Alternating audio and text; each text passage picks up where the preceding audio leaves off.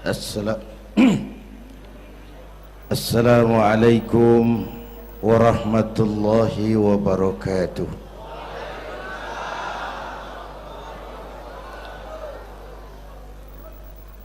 Alhamdulillahilladzi asra bi'abdihi laylan minal masjidil haram ilal masjidil aqsa. Wassalatu wassalamu ala Sayyidina Muhammadin wa ala alihi wa ashabihi ahli sidqi wa tuqa, amma ba'du. Para ulama, para habaib yang saya muliakan, wabil khusus Fadilatul Mukarram Sahibul Bait Kiai Haji Uci Turtusi, yang terhormat Bapak Wali Kota Tangerang Bapak Haji Wahidin Halim, hadirin hadirat ma'asyiral muslimin yang saya cintai.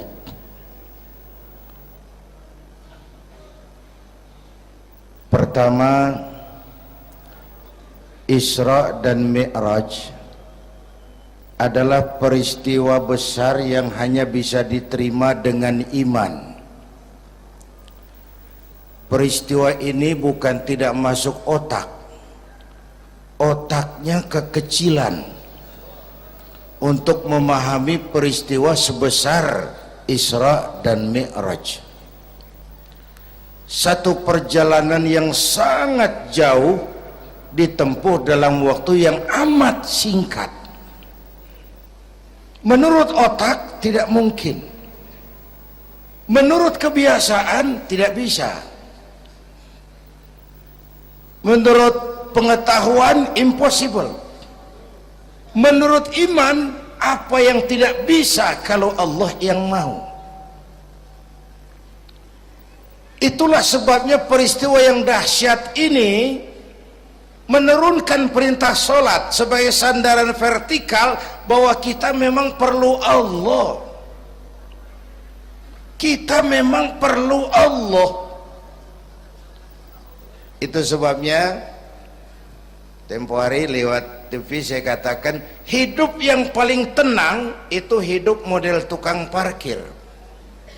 Baik, tingali itu. Oh, pakai tingali. Tukang parkir di pasar, coba lihat, biar mobil banyak, mereknya bagus-bagus, nggak pernah sombong. Belum selesai, dengerin dulu, belum selesai. Nanti mobil pergi satu demi satu, habis sama sekali, dia nggak sedih. Mobil banyak nggak sombong, mobil habis nggak sedih. Kunaon? Apa kunaon itu? Lah sok poho deui. Kenapa bisa begitu? Ini nyengir tapi mikir, Pak. Ada muatan ini. Tukang parkir tidak merasa memiliki, tapi merasa dititipi. Siapapun yang merasa memiliki mesti takut kehilangan. Tapi kalau merasa dititipi, jabatan, harta, anak, istri, itu semua sekadar titipan, hiduplah seperti tukang parkir. Pertama, titipan tidak boleh bikin kita jadi sombong. Dititipin kok sombong, nggak pantas dong. Pak Zainuddin titip mobil ya, silakan. Yang punya mobil pergi, saya petatang peteteng. Emangnya mobil kamu? Orang cuma nitip, dititipi kok sombong. Ada orang dititipi jabatan oleh Allah, sombong. Ada enggak? Ada enggak? Ada. Namanya Fir'aun. Tuh pejabat-pejabat sombong anak buah Fir'aun semua.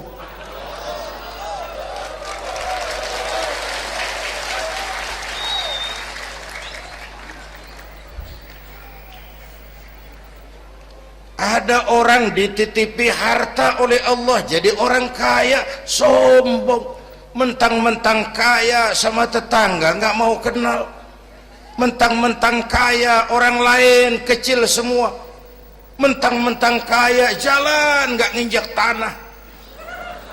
Kuntilanak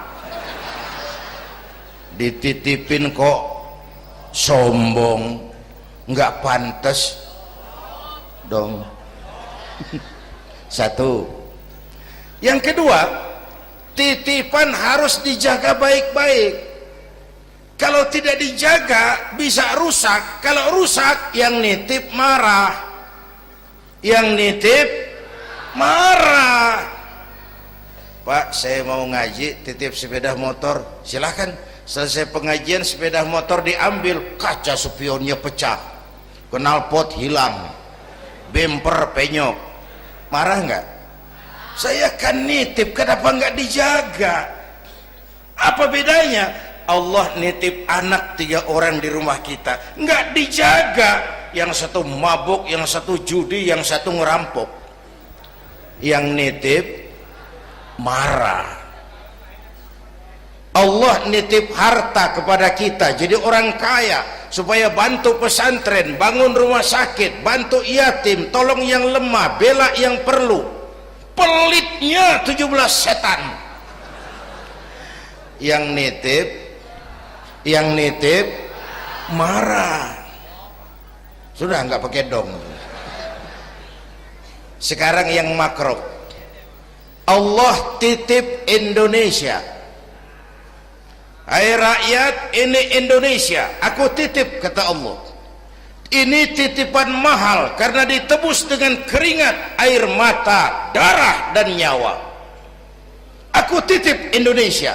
Ini negara besar, buminya subur, di bawah perut buminya ada gas, minyak, batu bara. Kekayaan negeri ini dikuasai oleh negara, tapi harus digunakan bagi sebesar-besar kemakmuran rakyat. Itu amanat. Disalahgunakan, dikorupsi, yang nitip ini kan musim din ini lagi nggak enak bulan-bulan ini nih. Nazarudin, Syarifudin, yang ceramah Zainuddin lagi ini.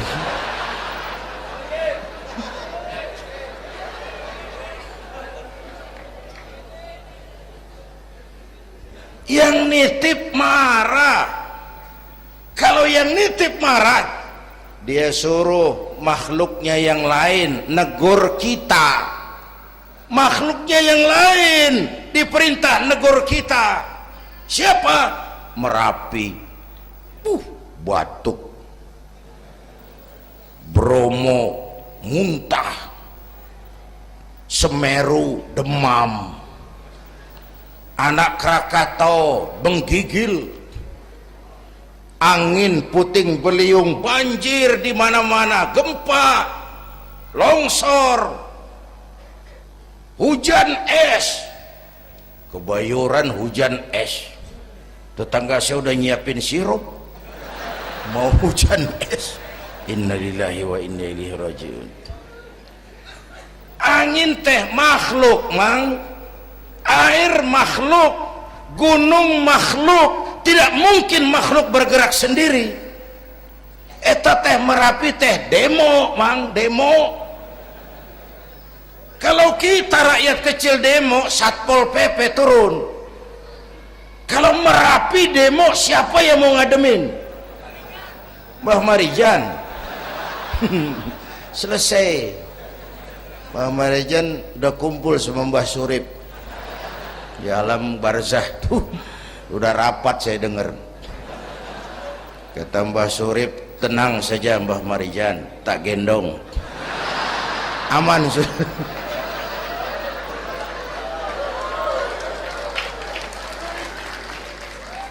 Apa artinya ini? Kita perlu Allah, kita perlu Allah. 100 tahun kita bangun, selesai oleh gempa 5 menit. Itu Jepang, negara maju, dihantam gempa, lumpuh 9,2 Richter, belum selesai tsunami, gelombang laut 10 meter naik ke darat, masih belum selesai, reaktor nuklir bocor, radioaktif gentayangan merenggut nyawa, terutama yang di Daiichi dan Fukushima. Fukushima tahu kan? Itu dari Cikupa ke kanan, ya dekat-dekat situlah.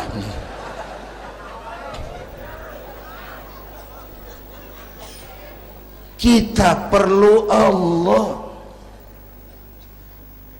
Paingan, apa paingan? Hah? Pantesan lah. Pantesan orang yang paling bersih hatinya Rasulullah, orang yang paling baik akhlaknya Rasulullah, orang yang sudah dapat jaminan ampun atas segala dosa Rasulullah. Tapi baginda Rasul kalau sholat malam bengkak kakinya karena rajin sujud. Saya perlu Allah. Dosa sudah diampuni, akhlak paling baik, hati bersih, tapi kalau sholat malam kakinya bengkak karena rajin sujud. Allahumma sholli alaihi. Saya tahu di pasar Kemis juga banyak yang kakinya bengkak.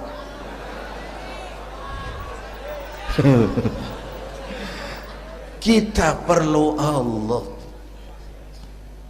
Itulah sebabnya dengan Isra Mi'raj turun perintah sholat agar kita punya senderan. Saya senderan ke tiang, tiangnya roboh, saya jatuh. Saya senderan ke tembok, temboknya ambruk, saya jatuh. Saya senderan sama orang kaya, dia jatuh miskin, saya selesai. Saya senderan sama jenderal, dia pensiun, saya selesai. Tapi kalau saya senderan kepada Allah, Allah tidak akan pernah miskin, tidak akan pernah berkurang kekuasaannya, tidak akan pernah lumpuh, dan seterusnya. Karena itu memperingati Isra Mi'raj, ayo dengan semangat memantapkan keimanan. Ini zaman entertain, orang pada pinter bikin bungkusan. Hati-hati sekarang banyak minyak babi cap unta. Sekarang ini kiai sama dukun tipis bedanya. Tuh kalau muncul di TV kadang-kadang kita bingung, kiai apa dukun sih? Pemburu hantu pakai sorban, ntar kiai gue suruh pakai helm. Atribut aja udah kacau sekarang. Ini zaman entertain, orang pandai bikin bungkusan. Maka kembali kepada ajaran agama, kita harus disiplin. Semua konsep agama muaranya disiplin. Syahadat apa? Disiplin akidah. Saya bersaksi tidak Tuhan selain Allah. Kalau begitu, saya tidak akan menyembah kecuali hanya kepada Allah. Saya tidak akan menyekutukannya dengan sesuatu pun. Lalu saya bersaksi Nabi Muhammad utusan Allah, kemudian Nabi terakhir, lalu tidak ada Nabi sesudah beliau, harga mati, titik. Disiplin. Berapa kali kita sudah dibohongi Nabi pandemi palsu, mulai dari Ahmad Musodik, ya pelatih badminton jadi Nabi. Innalillahi wa inna ilaihi. Dapat wahyu di Bogor, padahal di Bogor biasanya orang dapat talas itu, dapat wahyu. Ditangkap polisi 4 tahun dihukum. Selesai dia Rancai Kek Bandung, namanya Sayuti, tukang cukur, ngaku dapat wahyu jadi nabi lagi. Dan anehnya ada aja yang ikut. Selesai lalu pindah ke Jakarta, Lia Edan, ngaku Jibril, ditangkap di polisi, dihukum 2 tahun, 3 bulan lalu sudah bebas. Ditangkap, paling hebat polisi kita itu, bukan cuma teroris, Jibril. Di mana di dunia ada polisi nangkap Jibril kalau bukan?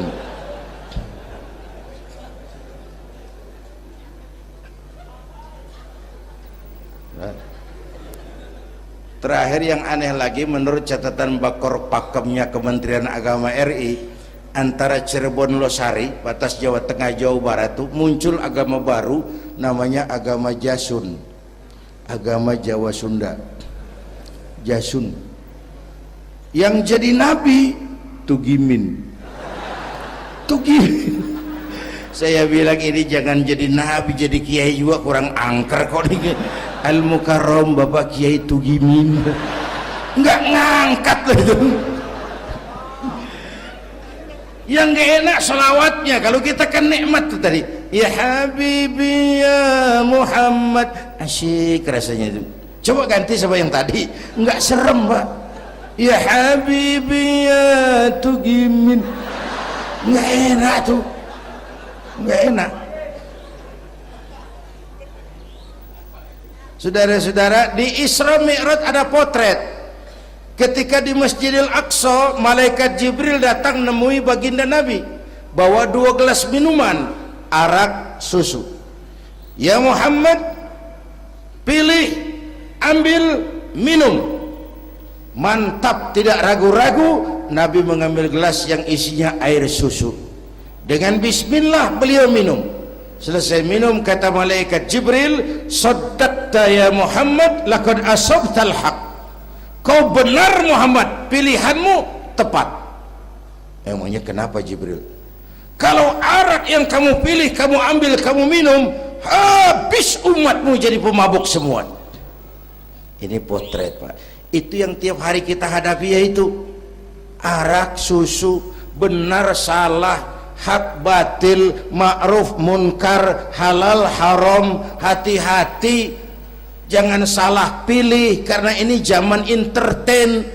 Banyak minyak babi cap onta. Kalau minyak onta cap babi itu masih halal. Ini minyak babi cap onta, kita terpedaya lihat merek onta. Iya mereknya onta, gambarnya onta, isinya minyak babi. Berapa bulan yang lalu ada penyanyi pencipta lagu mati, namanya Ari Bowo. Masih ingat lagunya?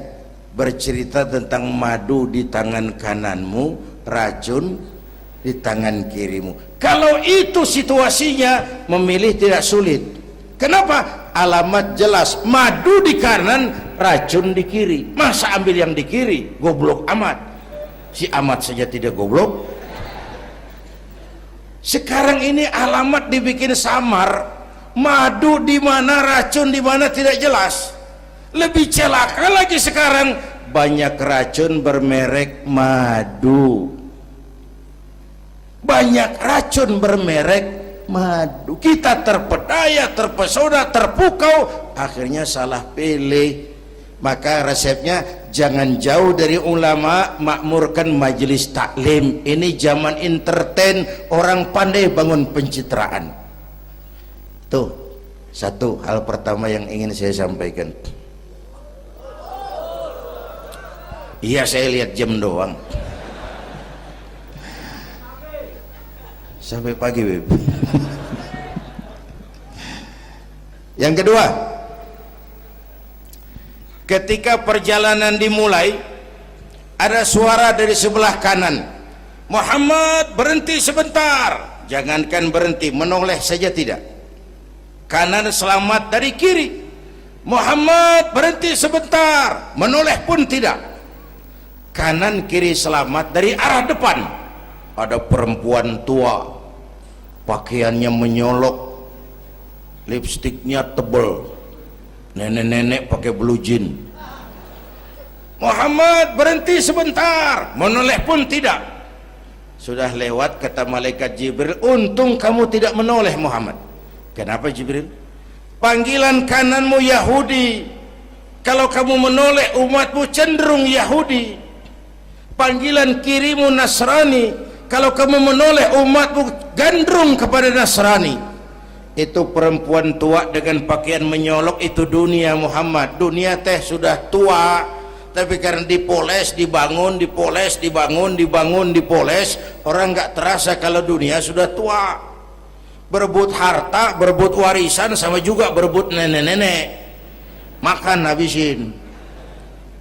Ini perjalanan, ini pun potret. Panggilan Yahudi, panggilan Nasrani, panggilan dunia, materialisme, hedonisme, berat sekarang ini. Berapa malam lalu saya masuk Serpong, saya senang lihat Serpong berubah jadi kota satelit, bangunannya bagus-bagus. Saya telisik, sekolahnya Don Bosco, Santa Maria, Santa Ursula, gerejanya mbahnya gereja dibangun di pojok itu. Serpong, awas panggilan Nasrani. Saya masuk Bekasi, Sukmajaya, sekolahnya Yayasan Penabur, mulai dari TK sampai perguruan tinggi, gerejanya besar. Awas panggilan Nasrani. Bahkan di Karawang mereka sudah bangun kuburan mahal. San Diego, ada teman saya pengusaha bikin pesan kuburan 200 meteran, itu 5 miliar, karena tanahnya berbukit, bergunung, indah, dan malaikatnya rada baik. 5 miliar.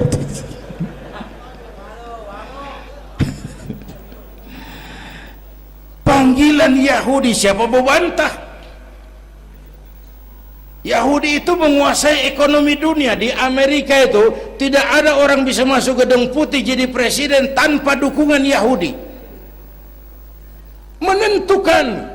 Bahkan roda ekonomi dunia sekarang ini diwarnai oleh Yahudi. Israel itu Amerika kecil, Amerika itu Israel besar.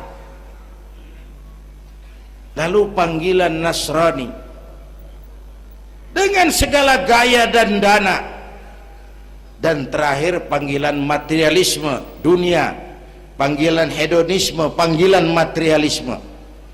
Menghadapi panggilan-panggilan ini, ayo kita umat Islam luruskan saf, rapatkan barisan, jangan jauh dari ulama, makmurkan majelis taklim. Itu yang kedua. Yang ketiga, Haram Aqsa ini perjalanan vertikal katanya. Aqsa Aras ini perjalanan vertikal. Haram Aqsa perjalanan horizontal. Aqsa Aras perjalanan vertikal. Hablum minan nas, hablum minallah. Isra Mi'raj mau ingatkan kita, semua kita perantau di dunia ini. Perantau harus pulang. Orang yang selesai merantau di dunia disebut telah pulang ke rahmatullah. Kenapa pulang? Perantau, nggak boleh netep. Bodoh kalau ada perantau, tahu perantau tapi nggak pernah mikirin pulang. Dan saya mau bilang, orang pulang sebenarnya enak. Ayo contoh beberapa soal etimologis. Waktu SD dulu ada pelajaran yang kita nggak suka, gurunya galak. Pas pelajaran dia pengumuman, Bapak guru tidak masuk sekolah, anak-anak boleh pulang. Seneng nggak? Seneng nggak? Kenapa seneng? Karena boleh pulang. Orang pulang seneng. Contoh lagi, Lebaran masyarakat pulang mudik, senang nggak? Kenapa senang? Pulang. Orang pulang senang. Sekarang selesai hidup di dunia, kita pulang kepada Allah, senang nggak? Ragu-ragu, mau bilang senang takut besok, itu kira-kira itu. Mestinya seneng dong pulang. Apa yang bikin pulang yang satu itu kok berat? Kelihatannya dua. Pertama, kita ini sering mencintai sesuatu berlebihan, berakar di hati. Datang saat pulang tidak siap menghadapi perpisahan. Ada yang bergantung di sini, pulang jadi berat. Kalau cinta Allah sepenuhnya, cinta alam seperlunya, pulang enak. Yang kedua, bekal nggak cukup, sengsara di jalan, pulang jadi berat. Nggak punya bekal kok pulang, itu nekat. Belum sempet sholat modar, loh kok berani amat nggak punya bekal pulang. Kalau bekal cukup, pulang itu menyenangkan. Karena apa? Itu satu keharusan. Iya, kalau umat-umat terdahulu umurnya relatif panjang. Kalau kita ini mencontoh baginda Rasul, beliau wafat umur 63 itu standar. Kalau mencontoh Nabi, jatah kita 63. Kalau malam ini kita sudah 50 tahun, tinggal 13. Waspada. Kalau malam ini kita sudah 62 tahun 11 bulan, udah jangan pakai pantangan, apa aja makanlah Pak, sebulan lagi tuh. Sebulan lagi, syukur-syukur dapat bonus. Dan saya bilang mati itu tidak pakai abjad. Kalau pakai abjad bisa nunggu, mati bang ngacak. Kadang-kadang kakeknya segar bugar, cucunya baik. Kalau mati pakai abjad enak nunggunya. Tahun ini yang mati A, tahun depan B, tahun berikutnya C, lalu D, terus F, lalu G, lalu H. Saya Z. Repot saya, nggak ada yang ngurus, orang udah habis.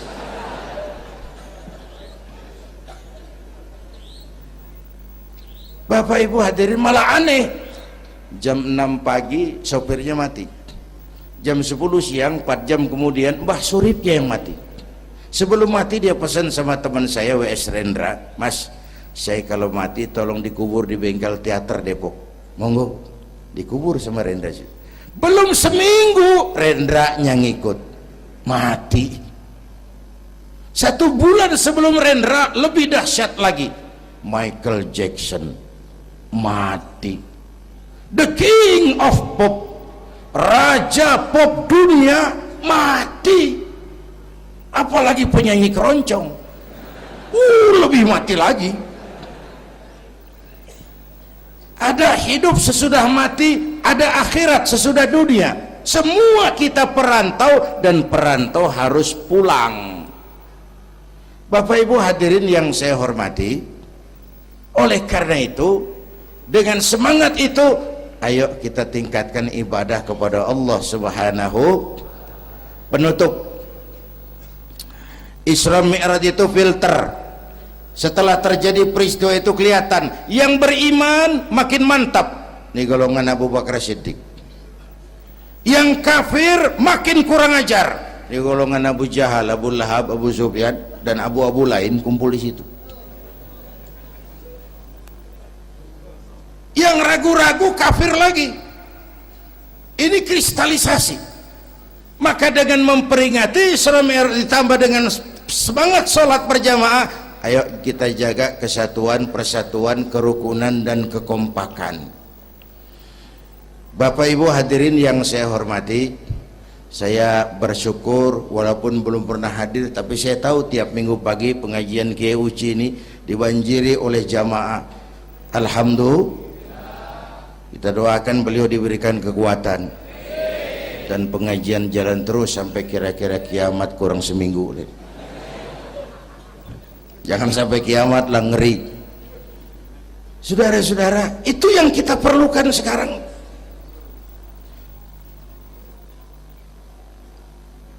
Menjaga semangat kebersamaan seperti diajarkan di masjid ini. Coba baik tingali akhlak masjid.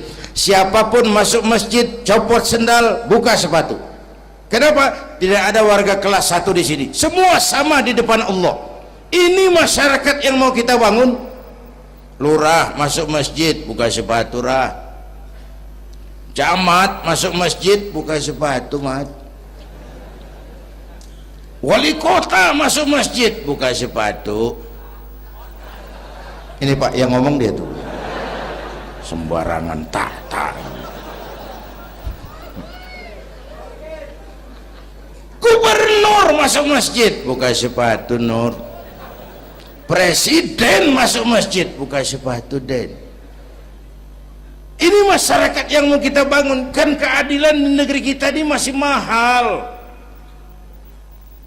Hukum masih sering seperti pisau, tajam ke bawah, tumpul ke atas. Kalau yang kecil salah, hukum cepat-cepat ditegakkan. Yang besar salah, cicing wae, pura-pura tenyaho. Itu yang melukai rasa keadilan. Bapak Ibu hadirin yang saya hormati, itu yang melukai rasa keadilan. Kalau mau lapor kehilangan ayam, itu harus jual kambing.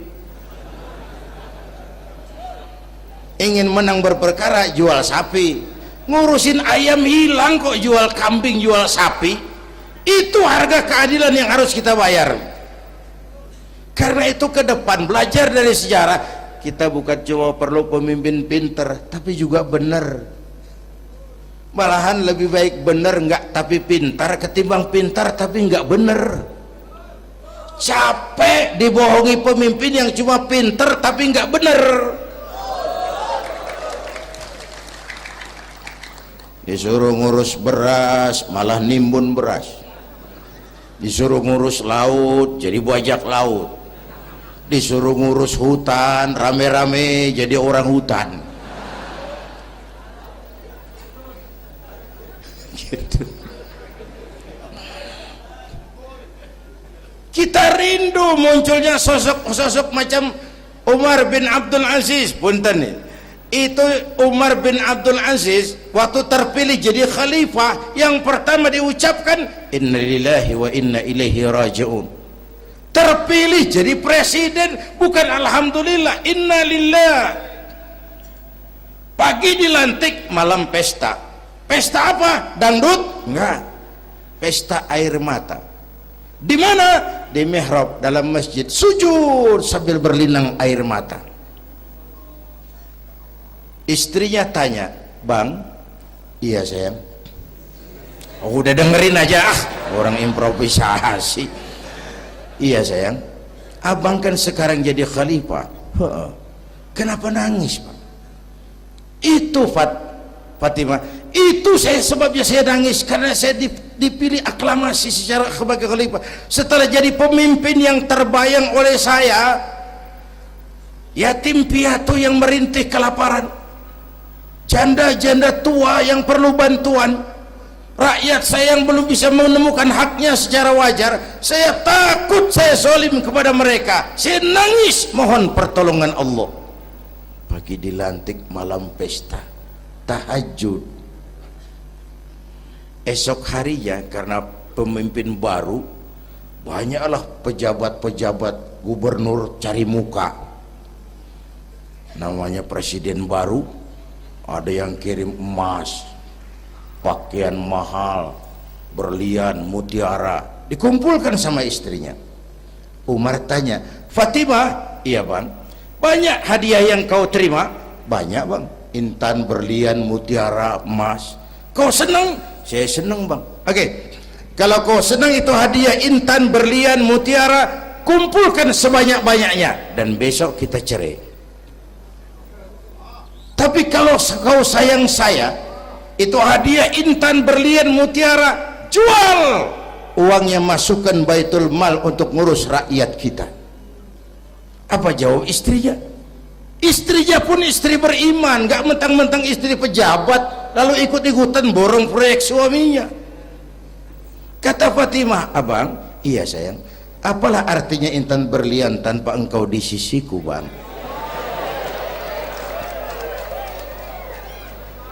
Jual sajalah, jual untuk ngurus kepentingan rakyat. Yang nyata-nyata hadiah pribadi dijual ngurusi rakyat. Jangan yang sudah nyata-nyata milik rakyat masih disunatan.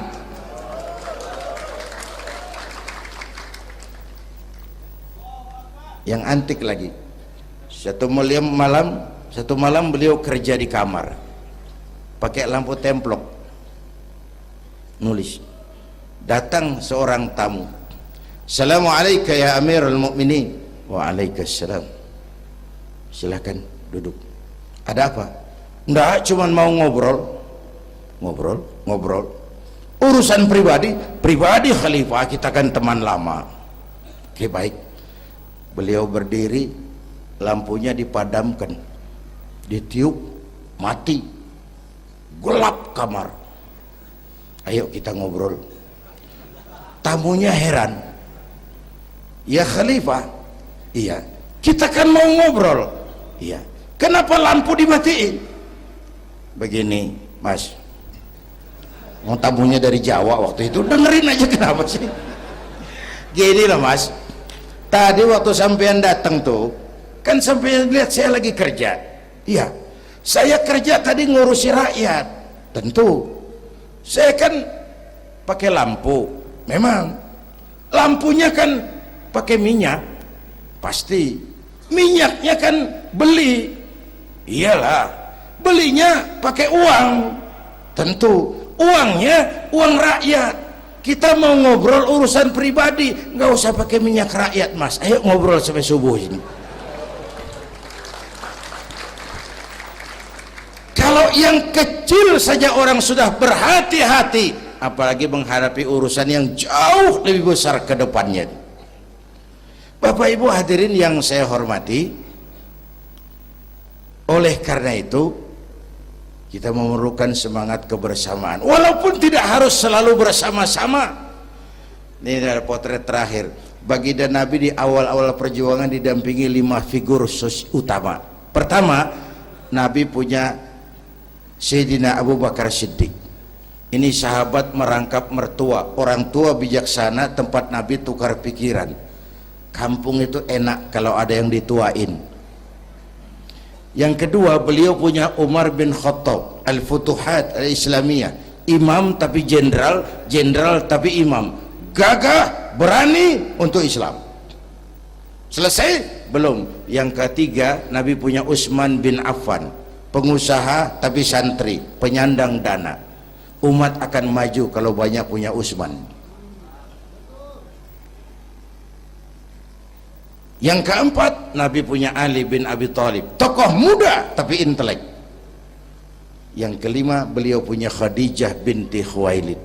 5 figur utama bahu membahu membantu perjuangan Nabi. Begitulah kita berjuang, mesti punya segala hal, mesti punya senjata yang namanya golok, gergaji, pisau, silet, harus punya. Kapan makainya? Lihat lawannya. Yang kamu hadapi apa? Kumis Pak, silet turun. Yang kamu hadapi apa? Akar kayu nangka Pak, kampak maju. Ini kita sering emosi, nggak para rugu. Yang dihadapin kumis, kampak yang maju. Urusan nggak selesai bibir bongkar Pak. Anak-anak muda nggak cukup dibakar emosinya, berani harus, nekat jangan. Berkorban siap, konyol nanti dulu. Mati syahid ayo, mati sangit jangan. Berani sama nekat tipis loh bedanya. Berani harus, nekat jangan. Berkorban siap, konyol nanti dulu. Bapak Ibu hadirin yang saya hormati, dengan semangat kebersamaan saya yakin kita bisa berbuat lebih banyak. Inilah barangkali sekelumit ikut tasyakur saya. Mudah-mudahan ada manfaatnya buat kita semua. Lebih kurang mohon maaf. Usikum wa iyaya bitaqwallah. Aqulu qawli hadza wassalamu alaikum warahmatullahi wabarakatuh.